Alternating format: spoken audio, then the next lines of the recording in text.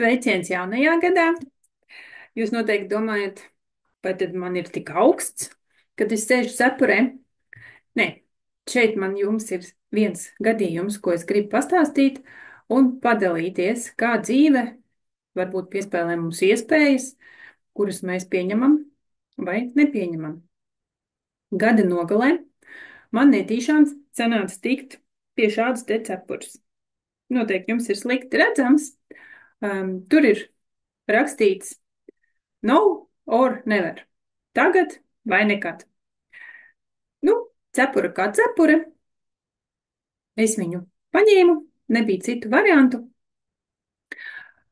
Pienāk jaunais gads, dažas dienas jau jaunajā gadā, kad es kārtējo reizi kaut ko vīram stāstu ar domu, ka tas jau bija vajadzīgs vakar, un viņš man pēkšņi saka, tev taču pat uz cepuras rakstīts no or never. Tagad vai nekad. Un es tā sasmējos, kad, redziet, kā pat cepure atnāk ar tādu nosaukumu, un es nolēmu, ka tas varētu būt šī gada sauklis. Tagad vai nekad.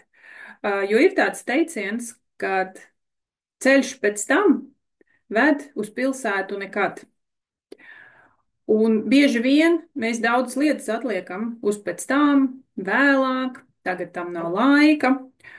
Un viena no tādām jomām ir veselība, veselības profilakse, kuru mēs arī bieži vien atliekam, jo kamēr mums nekas nesāp, kamēr mēs esam veseli, tikmēr jau viss ir labi, jo mums ir citas daudz lietas, kur mums ir jāskrien, jādara un tam līdzīgi, bet veselības profilakse ir viena no svarīgākām lietām, jo zaudēto veselību mēs pēc tam atgūt bieži vien nevaram, vai arī mums ir pēc tam jāiegulda ļoti lieli līdzekļi, gan laiks, gan mūsu enerģija, gan arī mūsu finanses, lai mēs pēc tam atkal justos labi.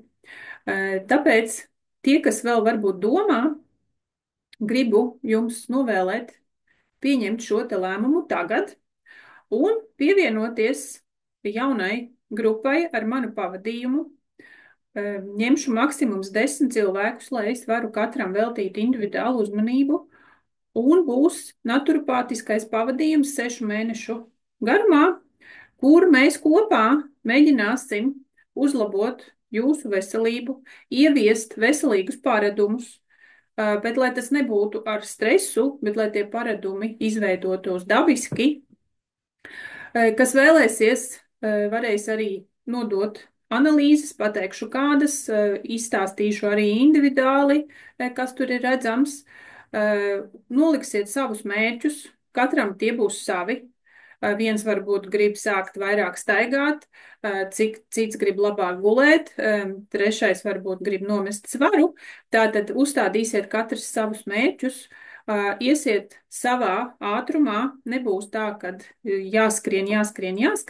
Katrs savā ātrumā ar saviem mērķiem, ar manu pavadījumu un komandas atbalstu, jo bieži vien, tad, kad mēs esam vieni paši, mums varbūt ir grūtāk, mums ir kādas atrunas, bet ja blakus mums ir tādi paši, kas arī cenšas ieviest veselīgus paradumus, veselīgas lietas, sākt varbūt lietot kādus augus, kurus pirms tam nelietoja, uzjaukt pulverīti, uzvārīt ziedi, parunāsim arī par holesterīnu, ko mēs ar to varam darīt, daudz lietas. Protams, kad 6 mēnešos mēs nevaram apgriezt pasauli ar kājām gaisā, bet tas noteikti būs liels uzlabojums vai jauni paradumi jūsu ikdienā, kas nesīs rezultātus tikai pēc tam ilgtermiņā. Tā kā vēl ir vairākas vietas brīvas, tā kā aicinu, kas domāja, kas aizķērās pie šī te sludinājuma, nedomājiet vairāk, tātad arī jūs uzlieciet sev gada moto tagad vai nekad. Lai jums jauka pēcpusdiena. Atā, tā.